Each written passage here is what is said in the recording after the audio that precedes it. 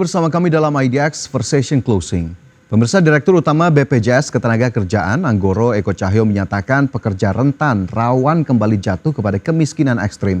Sehingga ia mengajak semua pihak untuk bersama-sama mengupayakan perlindungan bagi para pekerja rentan. Sementara itu BPJS Ketenagakerjaan memastikan saat ini ada 2,8 juta pekerja rentan yang sudah terlindungi oleh jaminan sosial. Direktur Utama Badan Penyelenggara Jaminan Sosial atau BPJS Ketenagakerjaan Anggoro Eko Cahyo mengatakan saat ini ada 2,8 juta pekerja rentan yang terlindungi oleh BPJS Ketenagakerjaan. Menurut Anggoro, pekerja rentan sangat rawan untuk kembali jatuh kepada kemiskinan ekstrim. Untuk itu BPJS Ketenagakerjaan mengajak semua pihak mulai dari pemerintah pusat, pemerintah daerah, pelaku usaha dan masyarakat untuk bersama-sama mengupayakan perlindungan bagi para pekerja rentan. Saat ini 39,2 juta pekerja telah terlindungi. 2,8 juta diantaranya adalah pekerja rentan. Dan pekerja rentan ini sangat rawan untuk jatuh kembali kepada kemiskinan ekstrim. Sehingga pekerja rentan inilah yang salah satu fokus kita untuk kita lindungi.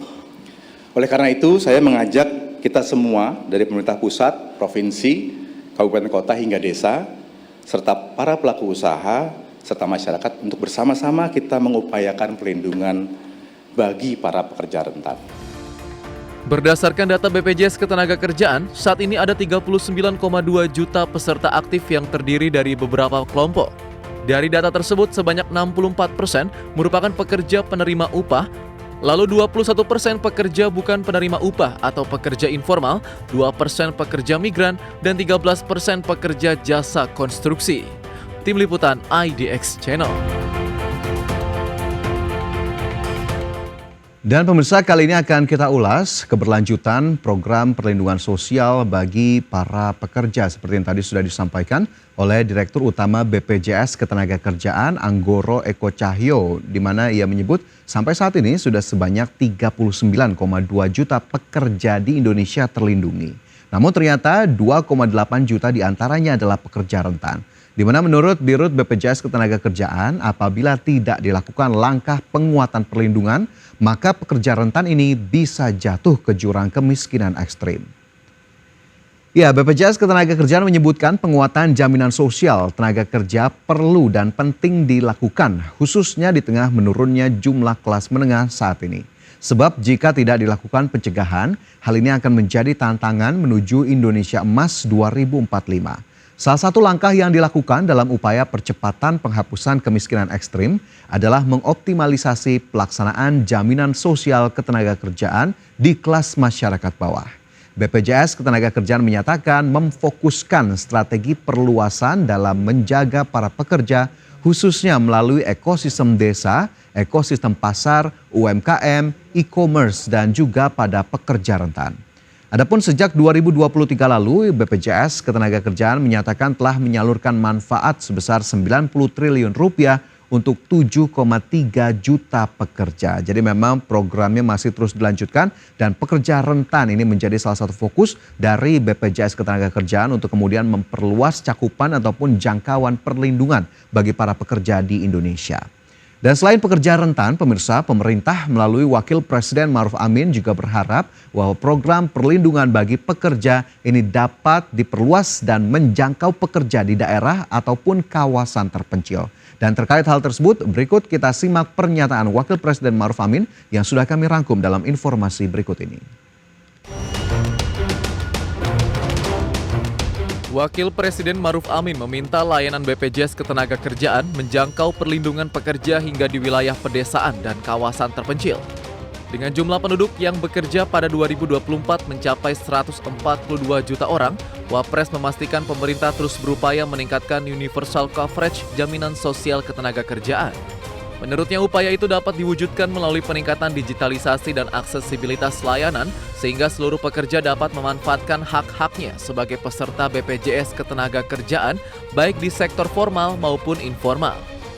Inovasi seperti digitalisasi layanan dan peningkatan sistem teknologi informasi akan mempermudah pekerja baik di sektor formal maupun informal.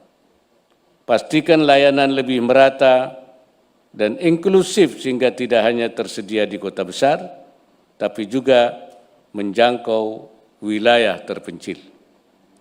Yang ketiga, tingkatkan edukasi dan kesadaran masyarakat tentang pentingnya jaminan sosial ketenagakerjaan dan kemudahan layanannya. Wapres Maruf Amin juga mendorong agar inovasi layanan yang telah dikembangkan oleh BPJS Ketenagakerjaan dapat terus ditingkatkan.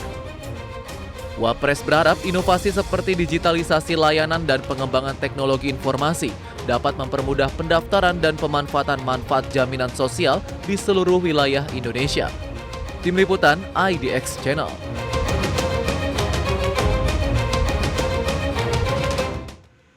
Ya, pemirsa, dengan jumlah penduduk yang bekerja pada 2024 mencapai 142 juta orang, pemerintah mengklaim terus berupaya meningkatkan universal coverage jaminan sosial BPJS Ketenagakerjaan. Wapres Maruf Amin mengatakan yang tidak kalah penting yakni program perlindungan jaminan sosial ketenagakerjaan juga perlu diberikan kepada pekerja rentan seperti petani, nelayan, marbot, pedagang kaki lima, petugas keagamaan, dan lainnya untuk menghadapi kondisi finansial darurat. Untuk itu Wapres meminta peran aktif dari pemerintah daerah hingga ke tingkat pemerintahan terkecil seperti desa atau kelurahan untuk memastikan bahwa seluruh pekerja menjadi peserta aktif BPJS Ketenagakerjaan, terutama melalui optimalisasi program Jam Sostek dan program percepatan penghapusan kemiskinan ekstrim. Menurut Wakil Presiden Maruf Amin, peran aktif pemerintah daerah hingga tingkat desa maupun kelurahan sangat krusial dalam mencapai tujuan ini. Selanjutnya pemirsa, masih terkait perlindungan sosial bagi pekerja, di mana pemerintah menyatakan ini tengah mengkaji skema penerima bantuan iuran atau PBI untuk program jaminan sosial ketenagakerjaan. Tapi sebelum kita ke sana pemirsa, tadi yang juga sudah diungkapkan oleh Maruf Amin adalah beberapa hal yang kemudian harus dilakukan oleh sejumlah pihak begitu ya, karena memang ini penyadaran ataupun edukasi sosialisasi kepada masyarakat untuk kemudian bisa menyadari manfaat-manfaat dari program perlindungan jaminan sosial ketenagakerjaan ini agar kemudian masyarakat secara sadar begitu ya untuk kemudian bisa ikut dalam perlindungan ini. Meskipun jika masyarakat sudah ikut dalam perlindungan ya jangan dipersulit begitu ya jika nanti memang ada layanan-layanan yang ingin diakses oleh masyarakat. Ya, kita kembali tadi pemirsa, ada skema kajian penerima bantuan iuran atau PBI yang sedang disiapkan oleh pemerintah ataupun sedang dibahas untuk program jaminan sosial ketenagakerjaan. Lantas seperti apa sebetulnya skema PBI yang dimaksud pemerintah? Kita simak informasinya berikut ini. Menteri Koordinator Bidang Pembangunan Manusia dan Kebudayaan, Muhadjir Effendi mengatakan, pemerintah masih mengkaji skema penerima bantuan iuran untuk program jaminan sosial ketenagakerjaan yang menyasar pekerja rentan. Muhadjir menjelaskan bahwa saat ini memang belum terdapat dana alokasi khusus yang memberikan bantuan kepada para pihak yang membutuhkan terkait jaminan sosial ketenagakerjaan. Secara ideal, Menko PMK mengatakan seluruh angkatan kerja di Indonesia yang menurut data Badan Pusat Statistik sudah mencapai 149,38 juta orang pada Februari 2024 dapat memiliki perlindungan lewat jaminan sosial ketenagakerjaan melalui BPJS Ketenagakerjaan. Meski demikian, Menko PMK memberikan apresiasi kepada BPJS yang memberikan ruang untuk pekerja rentan dapat didukung lewat skema sejenis PBI yang dilakukan pemerintah daerah dan jumlahnya sudah mencapai 2,7 juta orang.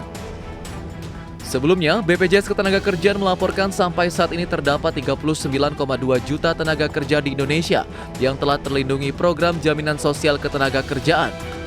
Dari jumlah tersebut, 2,8 juta diantaranya merupakan pekerja rentan. Tim Liputan IDX Channel.